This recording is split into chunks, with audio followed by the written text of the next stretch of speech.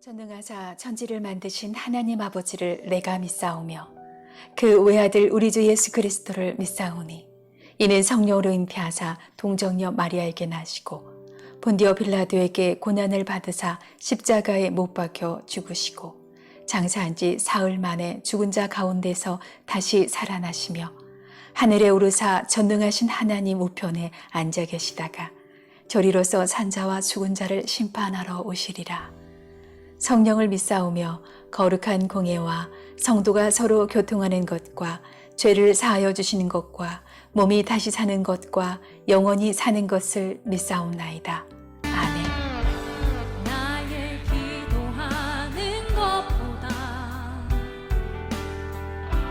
더욱 응답하실 하나님, 나의 생각하는 것보다 더욱 이루시는 하나님, 우리 가운데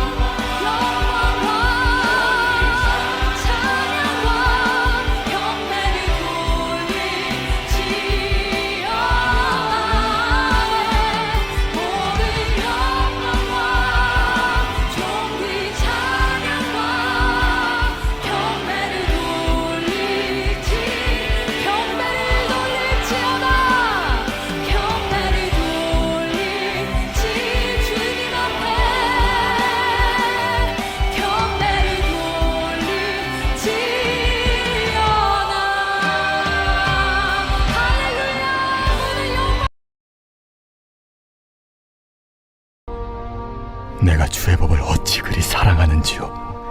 내가 그것을 종일 작은 소리로 읊조리나이다. 주의 계명들이 항상 나와 함께하므로 그것들이 나를 원수보다 지혜롭게 하나이다. 내가 주의 증거들을 늘 읊조림으로 나의 명철함이 나의 모든 스승보다 나으며 주의 법도들을 지킴으로 나의 명철함이 노인보다 나으니이다. 내가 주의 말씀을 지키려고 발을 금하여 모든 악한 길로 가지 아니하였사오며 주께서 나를 가르치셨으므로 내가 주의 규례들에서 떠나지 아니하였나이다. 주의 말씀의 맛이 내게 어찌 그리 단지요. 내 입에 꿀보다 더 다니이다. 주의 법도들로 말미암아 내가 명철하게 되었으므로 모든 거짓행위를 미워하나이다. 주의 말씀은 내 발의 등이요 내 길의 빛이니이다. 주의 의로운 규례들을 지키기로 맹세하고 굳게 정하였나이다. 나의 고난이 매우 심하오니 여호와여, 주의 말씀대로 나를 살아나게 하소서. 여호와여, 구하오니 내 입이 드리는 자원 제물을 받으시고 주의 공의를 내게 가르치소서.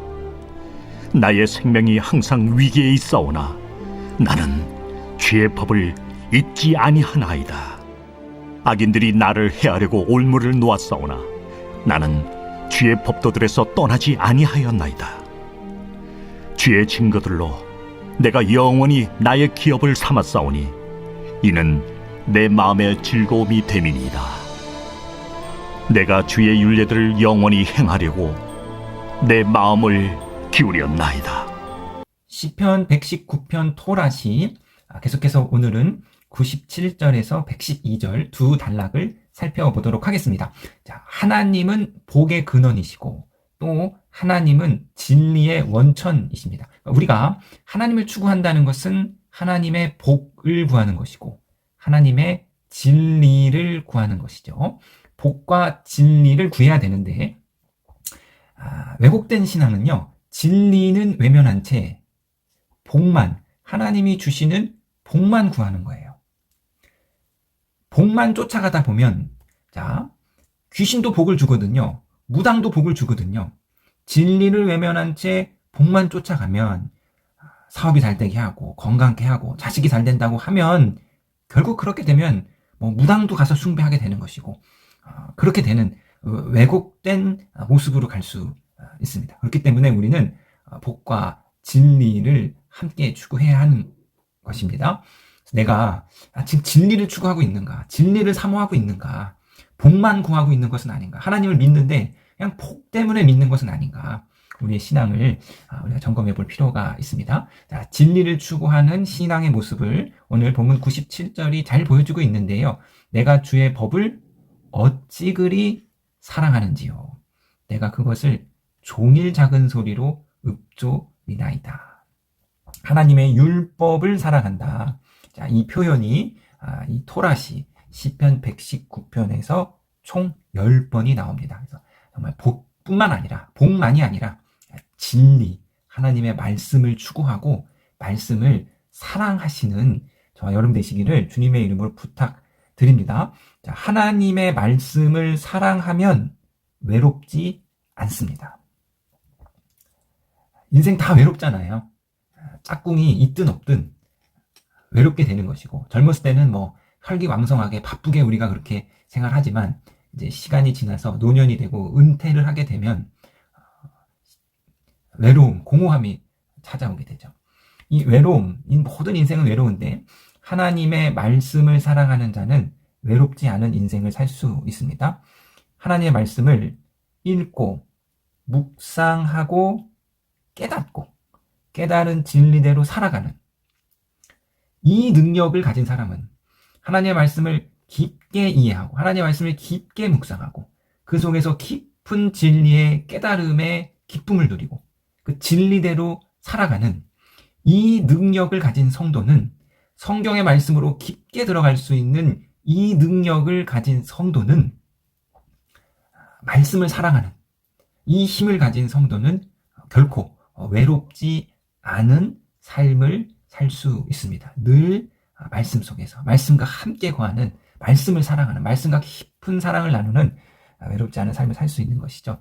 그래서 우리는 하나님의 말씀을 깊게 묵상할 수 있는 능력을 길러야 되는 것이고, 그리하여서 우리가 성경에 대해서 더 깊게 공부하고 배워야 할 필요가 있습니다. 자, 97절에서 104절은 지혜의 말씀에 대해서 이야기하고 있는데요. 자, 세 개의 비교의 대상을 이제 이야기하고 있습니다. 이것보다 하나님의 말씀이 나를 더 지혜롭게 한다. 그래서 98절을 보시면 주의 계명들이 항상 나와 함께하므로 하나님의 말씀이 나를 원수보다 더 지혜롭게 한다.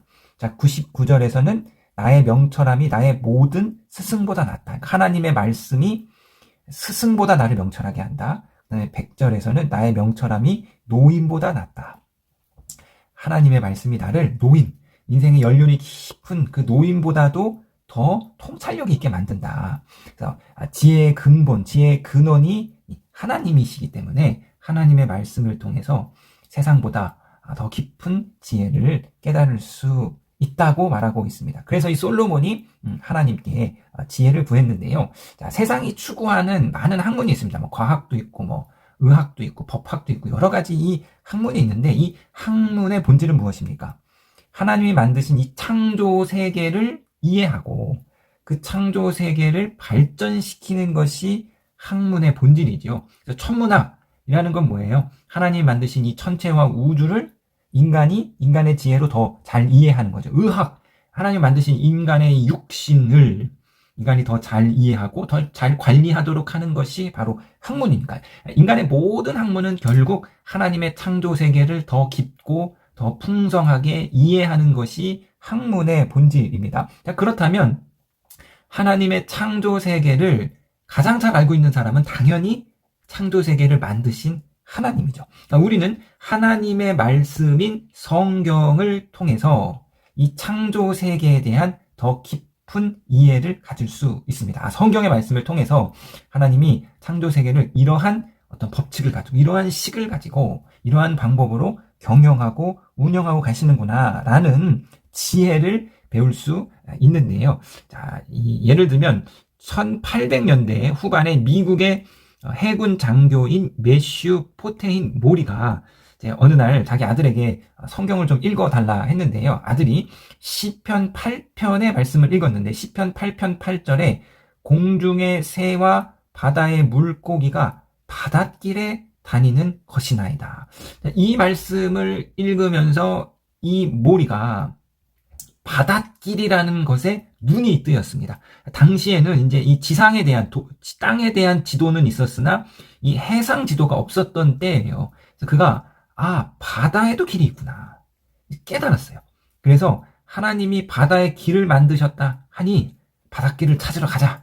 주변 사람들이 다 비웃었습니다. 무슨 바다에 길이 있냐? 보이지도 않는 길을 어떻게 찾냐? 그런데 그는 말씀에서 하나님의 창조 질서의 지혜를 깨닫고 바닷길을 발견했고 인류 최초로 해양 지도를 만들었으며 현대 해양술의 아버지로 불리게 됩니다. 그래서 이 모리를 기념한 그 동상에 이러한 글귀가 적혀져 있는데요. 매슈 포테인 모리는 대양과 바다로부터 바닷길을 발견한 천재였다.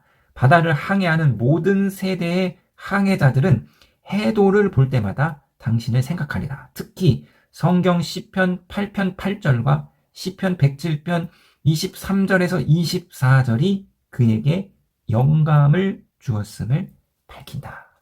말씀, 하나님의 말씀이 우리에게 세상을 살아가는 지혜, 영적인 지혜뿐만 아니라 현실 세계, 현상에 대한, 창조 세계에 대한 지혜를 주고 있고, 이 지혜를 솔로몬이 하나님 앞에 구했던 것을 볼 수 있습니다. 말씀을 사랑하심으로 말씀해 주시는 지혜로 살아가시는 저 여러분 되시기를 주님의 이름으로 부탁드리겠습니다. 계속해서 이제 105절에서 112절 보시겠는데요. 자, 여기서는 말씀은 인생의 내비게이션이다. 이제 다들 운전하시는 우리 성도님들 경험해 보셨을 거예요. 초행길 내비게이션을 쫓아가면, 내비게이션이 처음 가는 길인데 내비게이션이 가라는 대로 잘 쫓아가면 헤매지 않고 돌지 않고 목적지에 잘 도착할 수 있습니다. 모든 인생은요, 다 초행길이에요. 모든 인생은 다 처음 사는 것, 처음 사는 하루를 사는 거죠.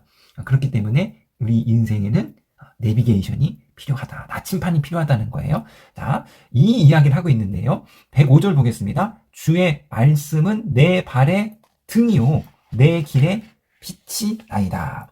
하나님의 말씀이 내 발의 등이 되고 빛이 된다는 거예요. 여기 무슨 전제가 깔려 있습니까? 내가 걸어가는 길이 어둡다는 것이죠. 어두운 인생길, 알지 못하고 무엇이 있는지 모르는 초행길이잖아요. 어두운 인생길을 걸어가는데 하나님이 그 인생길에 등이 되어 주신다. 빛이 되어 주신다. 그래서 어두운 인생길에 무엇이 기다리고 있습니까? 109절 보시니까요. 나의 생명이 항상 위기에 있사오니. 110절입니다. 악인들이 나를 해하려고 올무를 놓았사오니. 어두운 인생길, 죄와 악이 지배하는 이 어두운 인생길 앞에 올무가 놓여 있고 생명의 위기가 항상 있습니다. 그러나 말씀이 나의 발의 등이 되시고 말씀이 나의 빛이 됨으로 말미암아 원수의 올무를 우리가 피할 수 있고 생명의 위기에서 우리가 돌아갈 수 있는 것이죠. 그래서 시편의 기자가 이렇게 고백하는 거예요. 112절에 내가 주의 율례들을 영원히 행하려고 내 마음을 기울였나이다.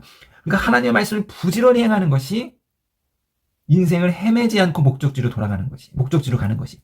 우리가 하나님의 말씀을 부지런히 실천하고 최선을 다해서 하나님의 말씀을 지키기로 그렇게 사는 것이 우리 발에 등불이 붙여서 올무를 피하고 생명의 위협을 피하는 한 길임을 기억하시기 바랍니다. 성도님 여러분, 복도 중요하지만 진리를 추구해야죠. 진리를 쫓아가야 합니다. 그러므로 하나님의 말씀을 늘 사랑하시는, 하나님의 말씀을 늘 묵상하시는 진리의 삶을 사시기를 주님의 이름으로 부탁드리겠습니다.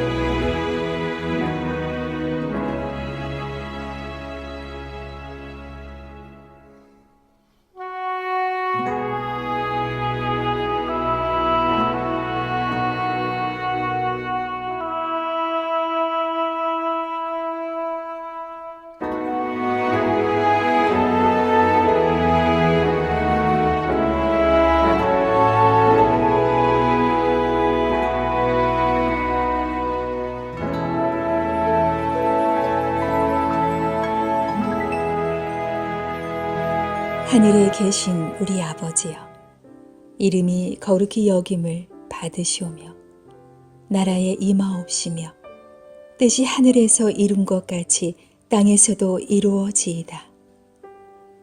오늘날 우리에게 일용할 양식을 주옵시고 우리가 우리에게 죄 지은 자를 사하여 준 것 같이 우리 죄를 사하여 주옵시고 우리를 시험에 들게 하지 마옵시고 다만 악에서 구하옵소서.